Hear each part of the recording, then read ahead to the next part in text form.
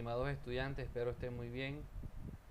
En este vídeo voy a empezar la explicación del tema valoración por flujo de caja descontado, que es el tema que vamos a abordar en la unidad número 13 y con el que vamos a cerrar este semestre. En este tema o en esta unidad vamos a desarrollar el método de valoración económica para empresas a través del flujo de caja descontado. ¿Por qué a través del flujo de caja descontado? Porque más adelante vamos a ver el por qué. Lo que quiero decirles inicialmente es que este no es el único método que existe, sino que hay otros métodos que pueden utilizarse en conjunto con este, pero este es el más utilizado y el que conceptualmente tiene mayor aceptación entre los expertos en finanzas, y por eso obviamente nosotros abordamos este. Entonces, para poder ver este tema, que es el método de valoración por flujo de caja descontado, vamos a ver entonces cómo se construyen los flujos de caja. En este caso vamos a mirar el flujo de caja de la deuda, flujo de caja del accionista y flujo de caja libre, además del flujo de caja de capital. Vamos a mirar cómo es la estimación del costo promedio ponderado de capital o simplemente costo de capital, el costo del accionista y el costo de la deuda. El costo del accionista ya hablamos algo en la unidad pasada acerca del modelo CAPM. Vamos a construir el flujo de caja para valorar. También hablaremos del valor terminal, un poco de estructura de capital, y vamos a mirar otros métodos que conceptualmente parten del flujo de caja descontado. Es decir, básicamente hay que tener una proyección de los flujos de caja para poder hablar de valoración a través del EVA o EVA, en realidad EVA, que es valor económico agregado, y valor presente ajustado, que es BPA. Entonces, inicialmente vamos a abordar el preámbulo. ¿Qué es la valoración de empresas? La valoración de empresas se constituye en un modelo, ¿ok? Un modelo, eso implica que un modelo lo que hace es imitar la realidad, ¿ok? Entonces, implicará que el modelo no es perfecto, que no incluye todas las variables que puedan existir en una realidad, sobre todo en una realidad social de una empresa. Entonces el modelo lo que trata es de ajustarse lo más posible a la realidad, y ese modelo va a ser usado para calcular, yo diría aquí cambiar la palabra calcular por estimar, un rango de valores entre los cuales se encuentra el precio de una empresa. Ojo con eso. Y ahí me adelanto un poquito, y el hecho de que yo voy a establecer o a estimar un cálculo, o perdón, un rango de valores entre los cuales está el precio de la empresa, indicará que precio y valor no es lo mismo. ¿Okay? Entonces uno, cuando está haciendo un ejercicio de valoración económica de una empresa, lo que está haciendo es la estimación de un valor, o en este caso de un rango. Si uno hace, por ejemplo, sensibilidad o análisis de sensibilidad, y lo que está estableciendo es un rango de valores o un valor estimado sobre el cual se va a negociar la empresa para finalmente llegar al precio de la misma. ¿Ok? Ahorita más adelante vamos a ver lo que es diferencia entre precio y valor. Ahora, la valoración también se define como un instrumento de evaluación de los resultados de la empresa. Ojo, también se utiliza para saber cómo le ha ido a la gerencia o a la administración, obviamente en toda la gestión que hace de la empresa y toda su operación. Son muchas las razones para establecer el valor de un ente. La más común es el deseo de venta de uno o varios de sus propietarios. Entonces, cuando una persona va a vender, o en su defecto otra persona va a comprar, que obviamente para que haya una venta tiene que haber un comprador, tiene que haber un vendedor y obviamente necesariamente un comprador. Entonces yo diría que aquí puede decir el deseo de compra o venta de alguno de sus propietarios. Entonces, una empresa cuando cuando inicia, obviamente inicia con unos recursos, con unos activos. Generalmente cuando inicia, esos activos son financiados 100% con el patrimonio, es decir, con el capital de los socios.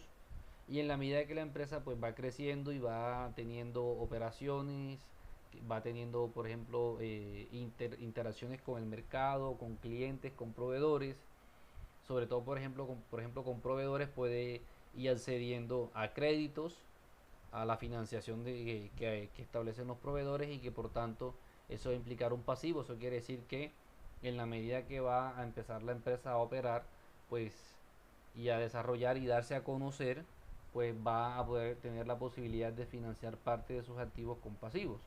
E incluso más adelante puede acudir a préstamos con las entidades financieras. Entonces, en la medida que se va desarrollando, entonces la empresa va cambiando su estructura de capital de tal manera que todos los activos no son financiados con patrimonio, sino que el pasivo va a ir entrando de a poquito y de tal manera que se va a poder financiar parte de los activos con recursos de terceros, o llámese también deuda pasivo. Entonces, esa estructura de capital con la que inicia la empresa generalmente se va a ir detallando en las cuentas, obviamente con todos los principios de contabilidad que existen, pero generalmente la contabilidad no va a ser capaz de poder medir el potencial o el potencial valor que tiene una empresa. Es decir, que yo puedo establecer el valor contable o el valor patrimonial de una empresa simplemente tomando al valor de todos los activos, restarle los pasivos y eso me da el valor del patrimonio, y en teoría ese es el valor contable que mínimamente debe tener una empresa. Pero ya está totalmente demostrado en las finanzas que una empresa no vale por lo que ha hecho, es decir, la contabilidad es histórica. Entonces todo lo que está en contabilidad es algo histórico, es algo que ya pasó, es algo que la empresa ya hizo.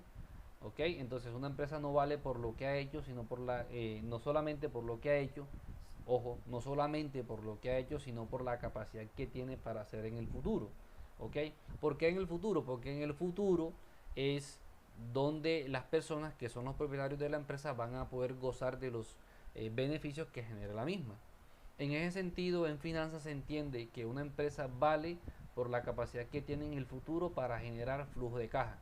Por eso es que en finanzas no importan las utilidades o los beneficios contables, sino lo que importa es la caja, es decir, el flujo de caja o la capacidad que tiene la empresa para poder generar flujo de caja.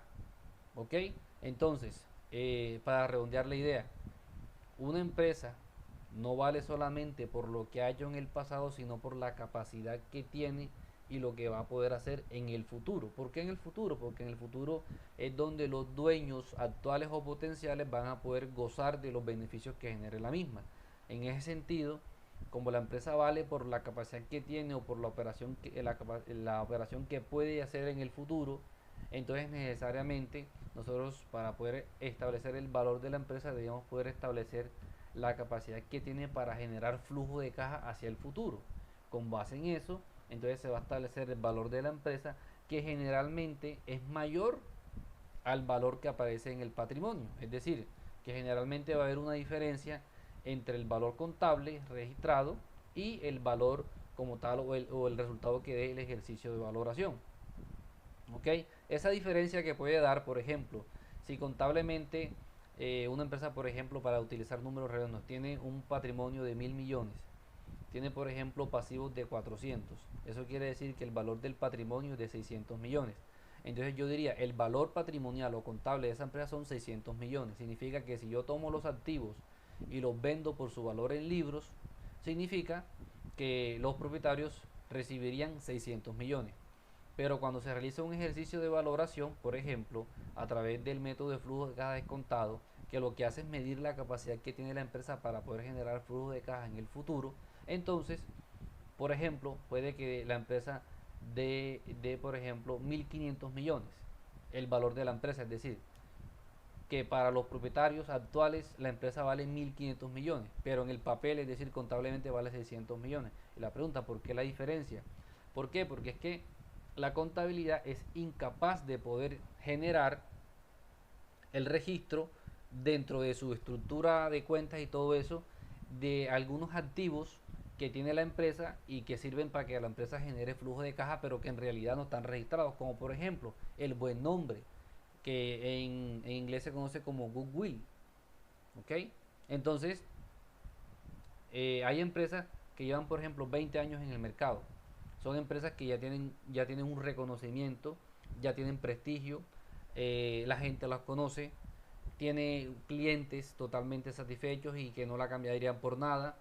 Los proveedores también le despachan mercancía sin ningún problema a ojos cerrados porque son cumplidores. Los trabajadores están ahí muy contentos, nadie quiere salir de ahí, todos son como una familia, supongamos una empresa ideal. Entonces esa empresa tiene lo que se llama un goodwill, es decir, un buen nombre, un prestigio, una posición. Eso la contabilidad no lo puede registrar. Y esa situación de la que yo le estoy hablando es un activo. ¿Por qué? Porque todo ese prestigio hace que la empresa genere beneficios, que los clientes le compren a ojos cerrados, que los proveedores le distribuyan o le envíen mercancía a ojos cerrados, que vaya a un banco y el banco inmediatamente le diga cuánto necesita. Entonces todo eso la contabilidad es incapaz de poder darle un valor y registrarlo y obviamente meterlo dentro de los estados financieros. Entonces como es incapaz de hacer eso, entonces muchas cosas como ese tipo de, como el ejemplo que le estoy dando, que es el buen nombre, van a ser o no van a estar registrados en contabilidad, pero sí generan valor para la empresa y sí generan beneficios económicos. Entonces, el flujo de caja o la valoración por flujo de caja tiene la capacidad de poder incluir todo eso que no puede registrarse mediante la contabilidad dentro del valor de la empresa. Entonces, esa diferencia entre los 1.500 millones del ejemplo que darían con el método del flujo de caja descontado y los 600 millones que sería el valor patrimonial, en total estamos hablando de 900 millones. Esos 900 millones vendrían a ser lo que se conoce como el valor de goodwill o de todo el intangible que ha generado la empresa a través de los años. ¿Ok? Y entonces la base para una negociación o una futura venta de esa empresa no van a ser los 600 millones que están en el patrimonio, sino los 1.500, que es lo que dice toda la técnica de valoración por flujo de caja descontado que vale la empresa. ¿Ok? ¿Listo? Entonces, otra de las cosas también es cuando una empresa se fusiona, cuando se cinde, es decir, que hay una división, cuando hay la capitalización por el ingreso de un nuevo socio, cuando existe la dación en pago, es decir, dación en pago es una figura jurídica en la que una persona que le debe a otra no tiene efectivo para pagarle, sino un activo diferente al efectivo, por ejemplo, acciones de una empresa. Entonces, mira, yo tengo el 60% de esta empresa, yo soy el dueño, pero no tengo para pagarte, entonces ven y te pago con las acciones. Entonces, sí, pero ¿cuánto valen las acciones? No, el valor del patrimonio. No, valor del patrimonio no, porque es una empresa que ya lleva 15, 20 años en el mercado. Entonces, hagamos un ejercicio de valoración. Entonces, también esta es una de las razones por las cuales se hace ejercicio de valoración. ¿Ok? También determinación de montos para asegurar las compañías frente a las aseguradoras. Entonces también a veces se hace porque las aseguradoras quieren establecer exactamente qué es lo que van a valorar y por cuánto tendrían que responder para futubles contingencias o casos en los que haya que responder por, no sé, incendio, robo, cosas así. Para la distribución de herencias, obviamente, si hay una empresa, entonces a cuánto vale, cuánto nos dividimos y todo eso, ¿ok?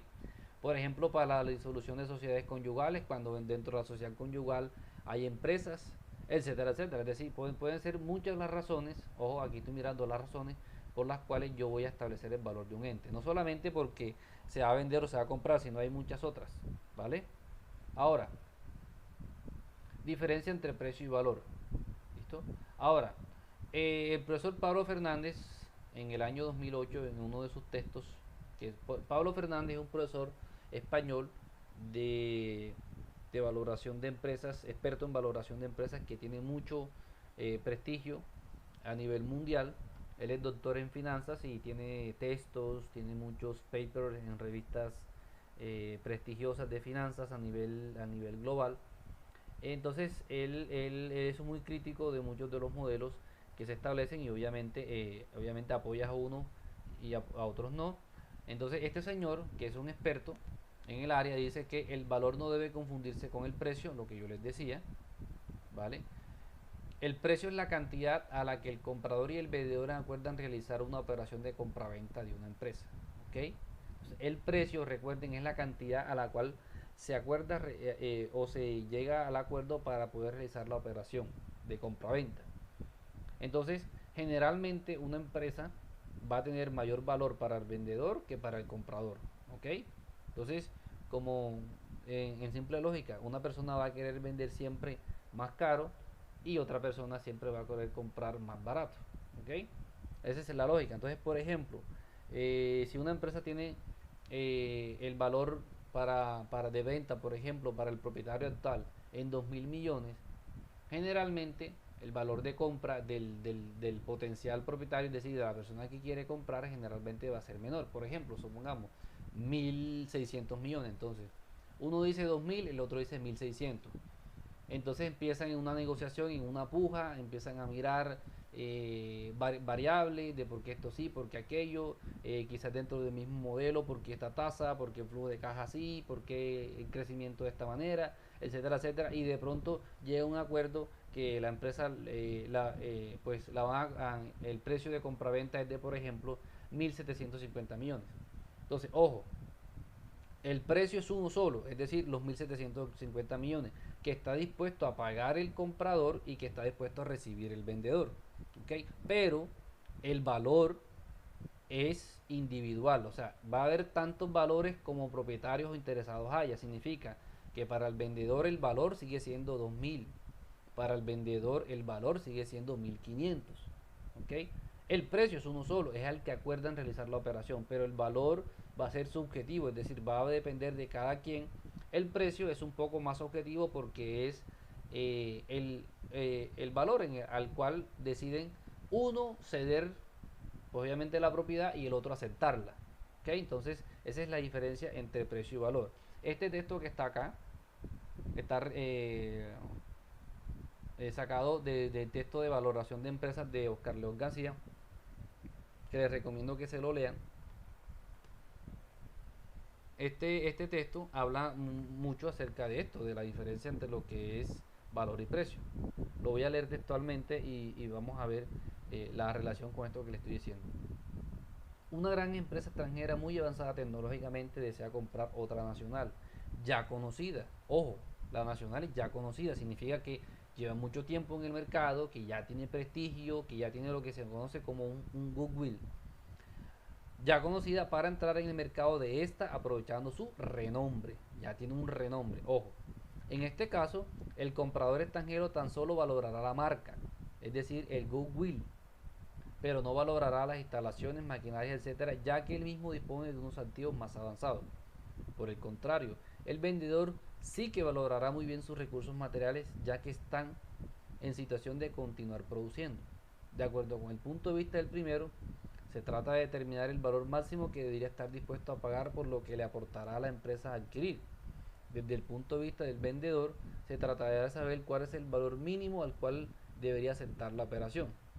Estas dos cifras son las que se confrontan en una negociación en la cual finalmente se acuerda un precio que está generalmente en algún punto intermedio entre ambas, ¿ok?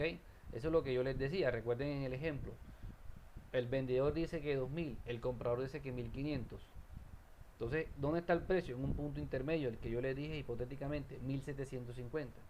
Entonces, en este caso, fíjense que una empresa extranjera va a estar interesada en poder entrar en un país en específico a través de otra que ya tiene renombre, que ya tiene clientes, o sea, que ya tiene todo armado. Simplemente ella lo que va a entrar es y aprovecharse de el nombre, de las relaciones que tenga, de los clientes, de todo. Entonces, ¿qué le interesa a la empresa extranjera? Pues el nombre, porque lo va a utilizar para poder comercializar sus productos.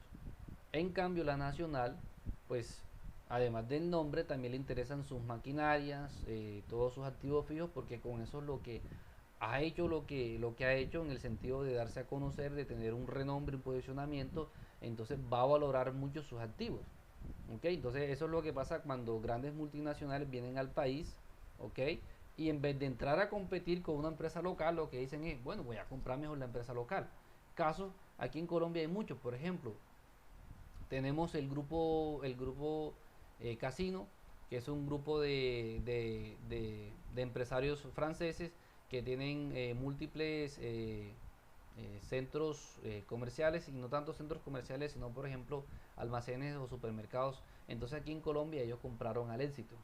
Entonces ellos llegaron a Colombia, dijeron vamos a invertir en Colombia, pero no vamos a competir, sino que vamos a comprar a uno de los que ya está aquí. Entonces compraron al Éxito. El Éxito es originario de Antioquia. Entonces dijeron, bueno, vamos a comprar al Éxito. Y ahí mismo también absorbieron una cantidad de otros, entre ellos por ejemplo el antiguo Ley, el antiguo, la marca, ay, se me acaba de olvidar este que quedaba ahí, que quedaba en la Castellana, el Vivero, la marca Vivero. Entonces ellos absorbieron varias marcas y decidieron, bueno, vamos a quedarnos con una sola que es el Éxito. Entonces el Éxito prácticamente absorbió esa. Entonces se creó el grupo Éxito que absorbió las demás, que hace parte del grupo Casino. ¿Listo? También, por ejemplo, lo que le pasó a Bavaria. Bavaria era una de las cerveceras más grandes de Colombia. Ahora es más, aún más. Pero entonces el grupo Miller, que es un grupo eh, de, de empresarios, si no estoy mal, de Sudáfrica, que es la cervecera más grande del mundo, decidieron incursionar en Colombia y en vez de llegar a competirle a Bavaria, que Bavaria tenía ya el mercado prácticamente copado, y no solamente aquí en la costa, sino en todo el país, decidieron, bueno, vamos a comprar Bavaria. Si va, ¿para qué vamos a ponernos a pelear con el que ya está aquí? Vamos entonces mejor a comprar. Entonces, Bavaria fue adquirido por el grupo Miller.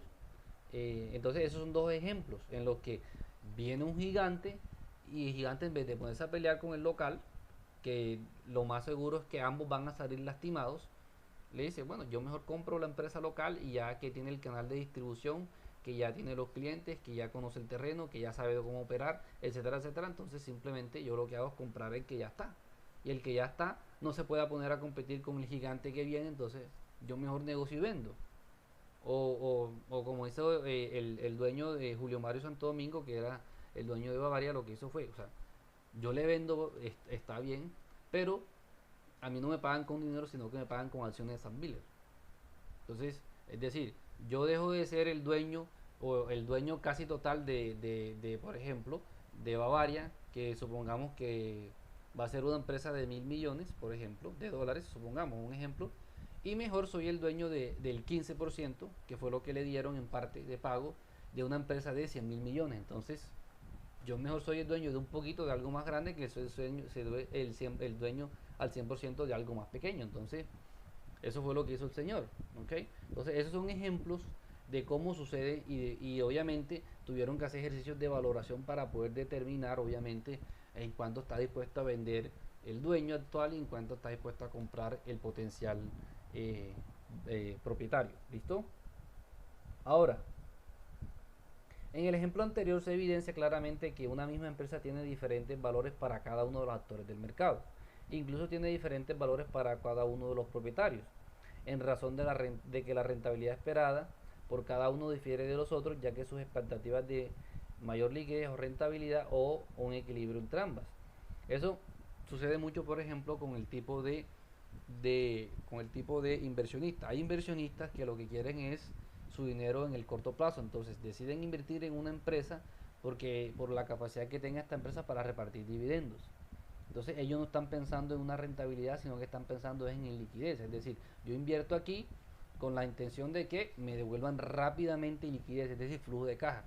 Entonces hay otros que dicen no, yo no estoy interesado tanto en que se repartan dividendos, sino que se capitalicen las utilidades. Entonces, en vez de repartirnos dividendos a nosotros, entonces mejor que la empresa tome las utilidades, las invierta dentro de la misma empresa, la empresa crezca, aumente sus operaciones, ¿ok? Y sea una empresa más próspera en el futuro. Y en el futuro, cuando esté por allá, en el mediano o largo plazo, entonces ahí sí devuélvanme lo mío. Entonces, dependiendo de lo que cada inversionista quiera, entonces así mismo va a haber diferentes valores para una empresa. Entonces, generalmente, el inversionista que quiere muy rápidamente la devolución del capital, la empresa va a tener un menor valor para él, porque está pensando en el corto plazo. En cambio, el inversionista que está pensando en no recibir nada ahora, sino en que sus utilidades se reinviertan en la compañía, entonces la empresa para él tendrá un mayor valor. Entonces, fíjense que en este ejemplo, para una misma empresa, los mismos dueños, para cada dueño, tendrán diferentes valores. ¿Ok? Entonces, en resumen, Es el interés personal el que determina el valor de las empresas. ¿Listo? Entonces, el valor, como les decía, es subjetivo. ¿Por qué es subjetivo? Porque necesariamente estamos hablando de que cada persona, dependiendo lo que quiera y dependiendo sus intenciones, así mismo le dará un valor a la empresa. ¿Ok? Entonces, el hecho de que el valor sea subjetivo no implica que sea algo incorrecto, ¿no? Porque es que el valor va a depender de los factores propios y de la intencionalidad que tenga pues una persona con respecto a una empresa en particular o con respecto a su inversión. ¿Ok? Que la persona, a pesar de que el valor sea subjetivo, no puede llegar a un tipo de acuerdo con otro. Sí, claro, cuando llega a ese acuerdo, entonces llegan al punto donde se encuentra el precio por el cual uno vende y el otro compra. ¿Ok? Ahora, Oscar León García también es un autor colombiano de mucho prestigio también, que tiene varios textos de finanzas, entre esos un texto de valoración de empresas. Dice que la valoración de empresas pretende llegar a una cifra defendible, ¿ok? No una cifra exacta, ojo, sino una cifra defendible. Yo adicionaría a una cifra razonable, ¿vale? Ya que diferentes analistas pueden llegar a diferentes valores. Claro, no es lo mismo valorar para comprar que valorar para vender. Cuando uno valora para vender, generalmente existe la intención de obtener la mayor cifra posible. Cuando uno valora para comprar, uno lo que hace es tratar de obtener la menor cifra posible. ¿Pero por qué? Por la misma lógica y por la misma intención con lo que uno lo está haciendo. ¿Ok? El hecho de que uno intente obtener un valor menor o un valor mayor no quiere decir que uno tenga que inventarse las cifras. No, uno tiene que tomar las cifras y obviamente tomar aquellas que mejor se ajusten a la realidad y que obviamente también sirvan a los intereses para los cuales yo estoy haciendo el ejercicio de valoración. ¿Ok? Entonces, ¿qué es lo más importante que el resultado mismo? Aquí está subrayado: los supuestos asociados con las variables utilizadas para llegar a este resultado. ¿Ok? ¿Qué significa eso?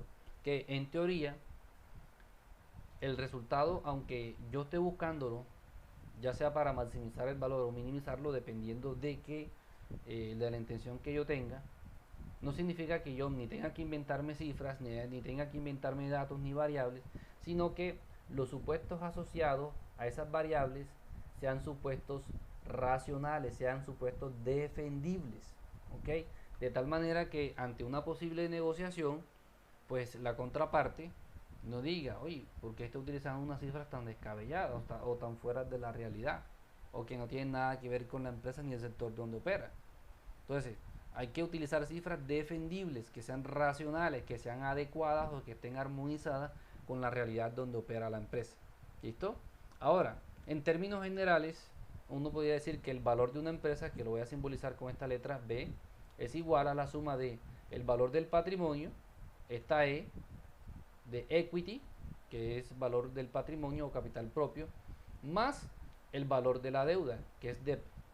Entonces, aquí tenemos pues obviamente la ecuación en la que finalmente se sintetiza lo que es la valoración de la empresa. Entonces, valor del patrimonio más valor de la deuda. ¿Listo? Ahora, en esta parte voy a explicar lo que es el costo promedio de capital. Lo voy a explicar en un siguiente video para que los videos no se hagan tan largos.